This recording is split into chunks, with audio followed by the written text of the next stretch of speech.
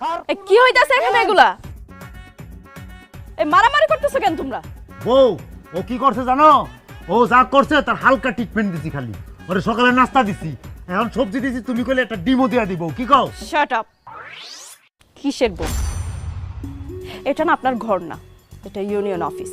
আপনি আমার এখানে ম্যাডাম বলে ডাকবেন।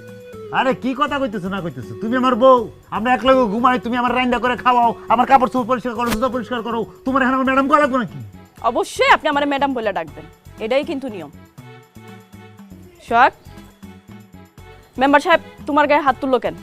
ম্যাডাম সবাই তো সিরিয়ালে দাঁড়াইছে, হে আইছে এরে কইতেছি যে ম্যাডামে নতুন আইন করছে, সিরিয়াল দইরে তারপর হালাক দেখা করতে হবো। হ্যাঁ কি করছে, সিরিয়াল মানবো না, হ্যাঁ অশৃঙ্খল ভাবে আপনার কাছে যাইতে লইছে, আমি বাধা দিছি, এই কারণে সে আমার দস্ততি করে আমার গায়ে হাত তুলছে এবং আমার মারছে। আপনি তাই দেখছেন আমার মারতেছে। সি সি মেম্বার সাহেব, আপনি তো খুব জঘন্য একটা কাজ করছেন, আর এটার শাস্তি হইল আপনি সোহাগের কাছে মাফ চাইবেন। কি? আমি মেম্বার পিয়নের কাছে মাপ চামু? এটা কোনোদিন না। আপনি অন্যায় করছেন, আপনি মাফ চাইবেন না?